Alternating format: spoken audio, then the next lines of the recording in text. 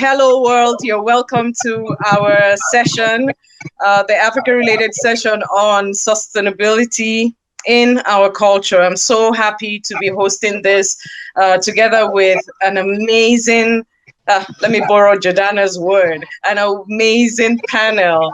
I'll be introducing them shortly. But the purpose of this session is to allow us present our works. Three amazing Nigerian brands that have come up, not just fashion brands, but fashion brands with responsible sourcing, with culture at its foundation, at its core, and have been there for a long time and about to teach us so many things within this very, very short and packed space. So without much ado, I'll go ahead and introduce our dynamic panel. I'll start with Zizi Cardow. She comes from Nigeria.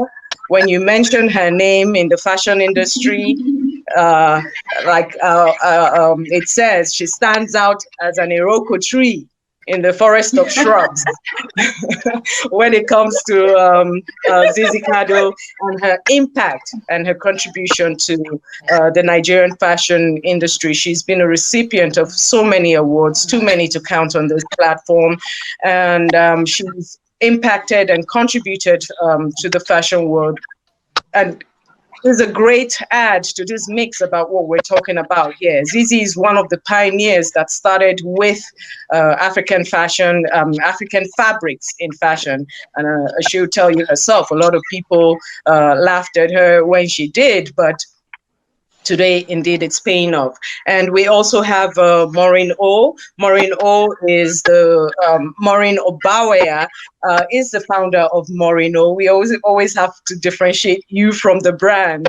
But Morin.O is about sharing African beauty and craftsmanship and creativity through its handcrafted leather handbags and accessories, both for men and for women. So you can definitely visit their store and check out some of the amazing things that Morin.O as a brand has been doing in Nigeria. The last brand that I'd introduced is Ita'i. Ita'i is the youngest of the brands, and it was started in 2019, and it is run and headed by Rosemary Onubaiye, who is also on the panel today to talk about how this has impacted on the traditional and local women that actually do the weaving of these hand-woven cloths. So you're all welcome to the panels. These are the people that will be speaking to us.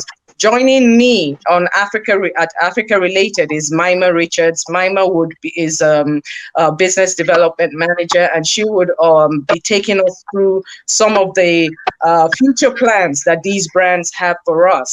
And we look forward to sharing so much information with you. We have such a short time and we have so much to talk about. So let's start with Zizi.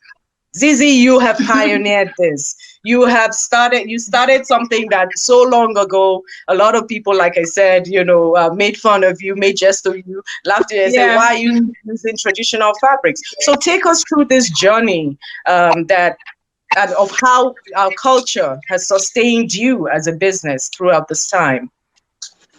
Well, thank you that you asked that.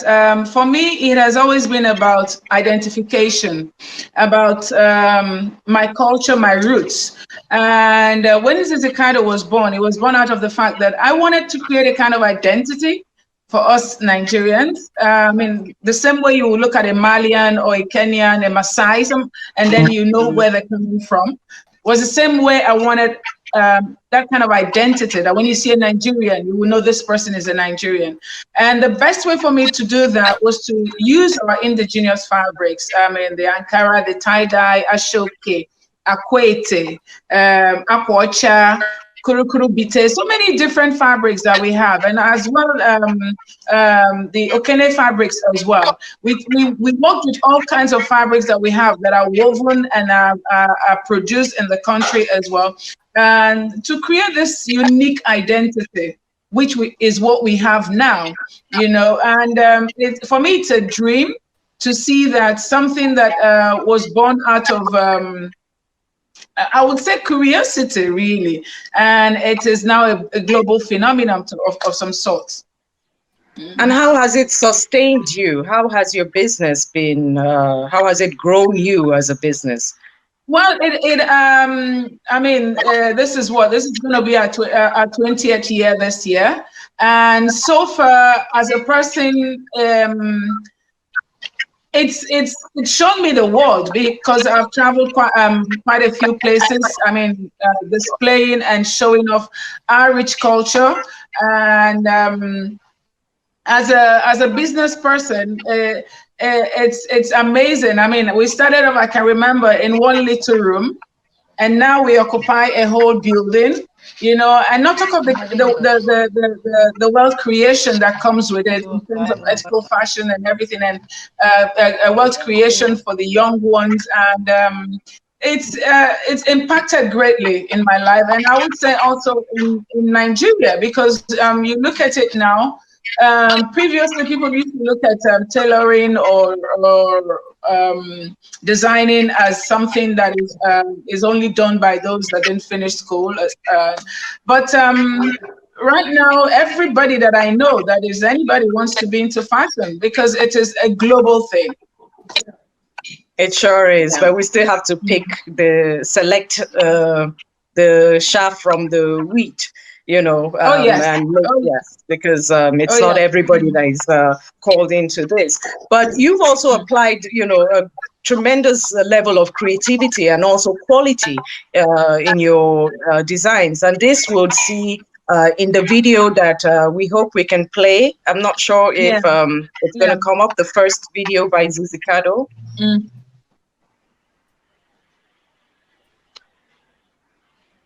Okay, while we wait for that.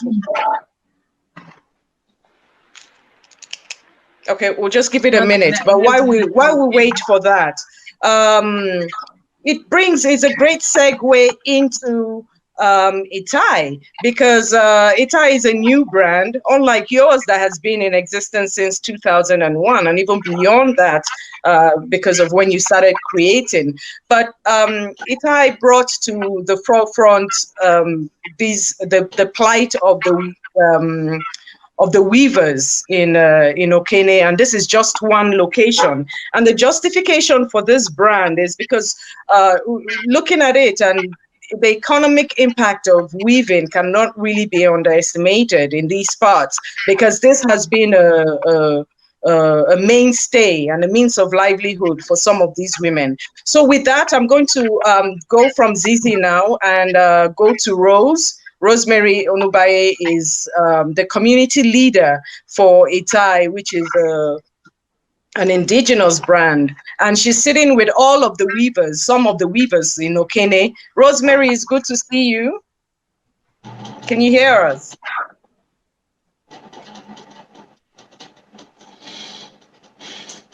Oh, wow, the network. Okay, it's all right. She's coming to us from Okene, so we can always swing back to her later in a few minutes. While we wait for that again, I can come to you, Morin.O, the perfectionist. If it's not perfect, it's not going out there. And which brings me back to a key point, which is this craftsmanship that is applied. We don't always see it in the quality of some of the things that come out of our country, sadly. But it is one area that you have been so dogged about in your business. So tell us about that, and what it pays, how it's paid you, and also how it's trickled down to others in your business. Absolutely. I'm excited to be on this panel. Thank you very much, Fashinnovation team, for having all of us. And it's exciting to talk about the craft that comes out of Nigeria, that comes out of Africa. One of the things that motivates me is the fact that we have authentic stories to tell. We have beautiful stories to tell in our crafts. But for some reason, in the past, we've been a bit challenged by the craftsmanship, the quality in the craftsmanship. And it's for me, something that you can't just skip over.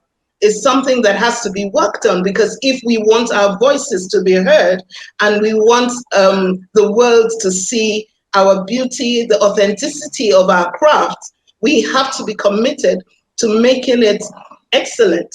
It has to be, excellent enough to be on a global platform. So for me, that is one of the motivating factors that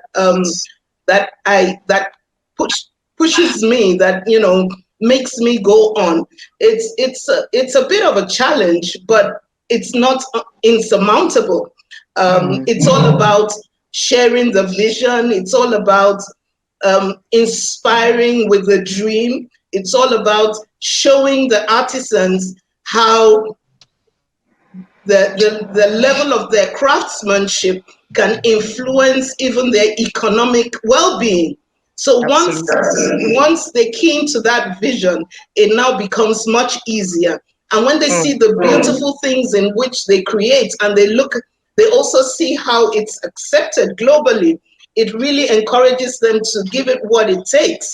And, they see how it impacts their lives, because then with the kind of products that are out there that are excellent, of course, it will meet with a lot of perception, favorable perception, both locally and internationally. And then, it gets sold, and then it affects their livelihood. And they believe in the fact that that is what they should do after that. So it's been a challenge, but it's been well worth it. It's a journey I'll take any time. And with that, I really wish I could, put so much flesh to this presentation, because we had a lot of videos that we wanted to share with you, our public, to see some of these works that we're talking about here in terms of the quality of it, and also to give you an opportunity to not only buy some of these works, but to donate some of the towards some of the great causes that these works support. So I'm sure with our partnership with Fashinnovation, they'll be able to take it further, where we can throw more light on this discourse. With that, let me go to Rose. Rosemary, are you back with us in Okene now? Can you hear us, Rose? We can see her, but we lost her again. It's all right. I'll give you a backdrop to what Rose is doing. Rose is sitting with the weavers in Okene. We look at our fashion stages and look at our runways, and we think that is where it started from and ended right there. We forget that these fabrics were once just from the farm, and it was made to wool, and it was turned to, it was processed. And then from there, the designers such as yourselves come in. But again, back to the grassroots impact of these works that we see. We hear stories. Mama Hawa, for example, is one of our community leaders, and we hear stories about how she has been weaving for 50 years, and how weaving has changed her life, and how it is so difficult to get the younger generation to be interested in weaving. And this is what has kept, this is the type of culture that has kept and sustained these parts. I'd also want to make reference to Ntonso. Ntonso is it's in Ghana, near Kumasi. And some of you that have been there, there's the Adinkra Crafts Village in Ntonso. And these are people that since COVID-19 started, they have not been able to work. They have not been able to sell one piece of fabric. They have not been able to put themselves online for other people. They depend on tourists, and tourists stop traveling. So that's the impact of COVID. And these are some of the sites that we would have loved to share with you. But our friends at Fashinnovation would bring that to you so that you can know how to help. Rose is still not with us, but I'd like for Miamah, before our session ends and before I come back to the designers, I'd like for Miamah to take us through some of the things that are happening with Morin.O, with Zizi, and with Ita'i down the future. Okay. Hi, everyone. I'm Miamah. In terms of the brand. Oh, wait. Rose is back. Rose is back. Should we try? Yeah. I think Rose, we should can you start. hear us? I can't hear us. It's frozen. Yeah, Miamah, carry on. And Okay. All right, not a problem. In terms of our partnership and working with these phenomenal women and with the Adinkra village in Ghana, it covers so many. You know. You know what? Let Rose go because we might have another technical issue and then she would fall. Go ahead, Rose.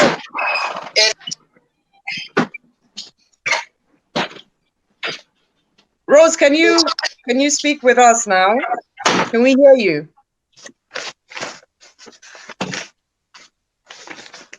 Okay, so we don't. I would advise Miamah to carry on. So due to time, and Rose, okay, just hang on. All right. I will start off in terms of Zizi Cardow with her long, illustrious history. She is also now venturing out into opening a flagship store in London, which is during this current period in time, it's a difficult task. But when you are growing and expanding, these are some of the things that you need to do in order to bring your brand to a larger market outside of what you've been working in. Now, some of the partnerships that are being looked at are whether it's technical support, financial investment. Zizi Cardow brand is well established, and this is something that she is working on to move to the next level. Now, Zizi Cardow, on your end, outside of starting your brand out and expanding into the UK, what are some other facets that you find are difficult on your end that you would like more attention to be brought to in terms of evolving the brand? Sorry, darling. You're breaking up a little bit, so I couldn't get anything you're saying. Okay, I think Miamah was asking in terms of your brand's future and the development of your brand, in addition to your plans to open your flagship store in London in 2021. I know you have some amazing plans that you want to share with us, but also what have been some of the challenges that you have, you've also has also followed you, this way, and how can the world fashion community come into partnership with you to help and alleviate some of those challenges? Well, I think, like she said earlier, it is more of a technical aspect in the sense that the world is going virtual now, and there's a shift in how things are done. And so getting to where we can be able to say, okay, we're having a very successful 3D fashion runway is one aspect that we're yet to get to. Africa, Nigeria, I would say, we're yet to really catch up with all the how do I say technological development, technological advancements and things like that are there. We are yet to catch up with those things. So those are areas that I would really appreciate to get to find somebody who could help me in creating a website or an avenue that would an online store, your virtual runway. Much more than where I am now. And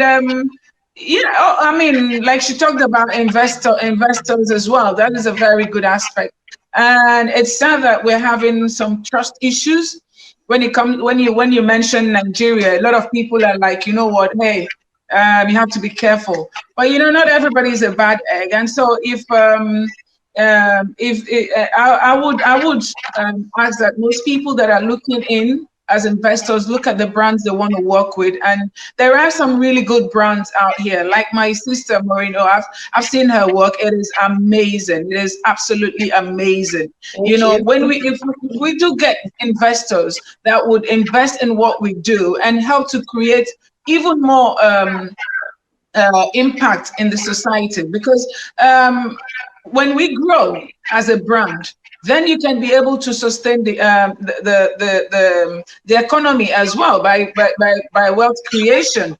Right now, so the greatest body for employment is small, medium businesses. The government don't really employ much. So if we, the individuals that have created these platforms, the creatives that are here creating atmospheres for the nation to grow, if we do get investors, it will go a long way. Nice one. Thank you. Morin.O, I know you have some upcoming projects as well that Miamah will give us a brief breakdown on.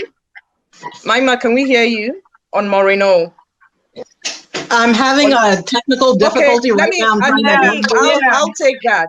Well, with Morin.O, I know you have Ethnic Edge, and you also have the leather training Academy for project, women, yes. Academy for girls and women coming up. So please give us a little bit of background about that. Oh, okay. And the type of partnerships that you're looking for. Yes. At Morin.O, we want to share our stories with the world, want to share our African authenticity and craftsmanship with the world. At Morin.O, excellent craftsmanship sits at the heart of our leather accessories.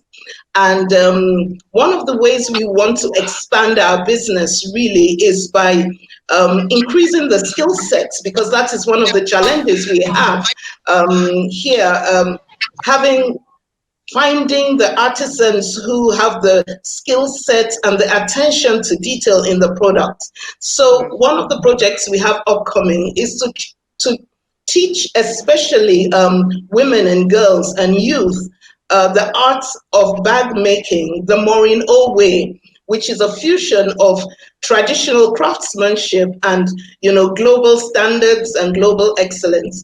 One of the ways in which we need partnerships, we need connections, we need people, is in the technical expertise angle.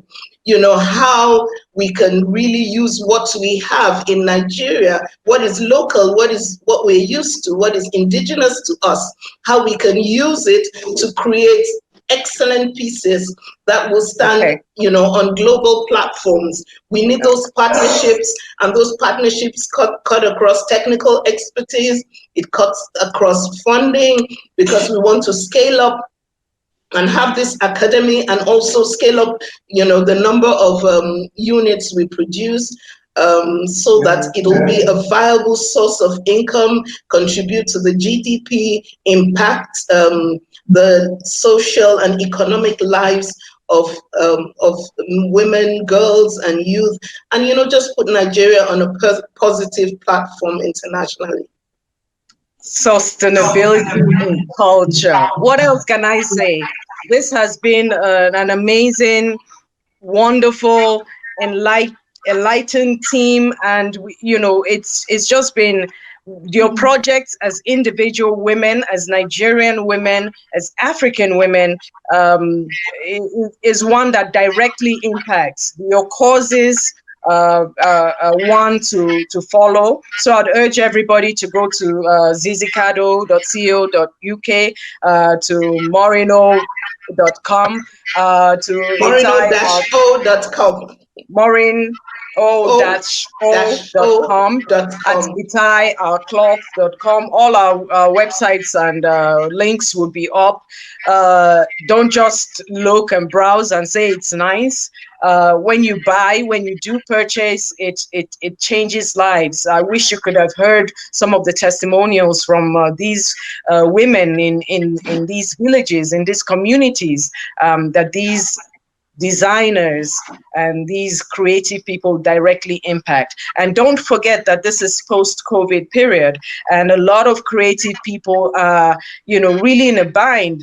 As a journalist, I've been able to speak with a lot of creatives, and some are very depressed. Some are going through a lot of challenges during this COVID period. So we have to think of alternative ways to globalize. Let me borrow Zizi's word, globalize our culture.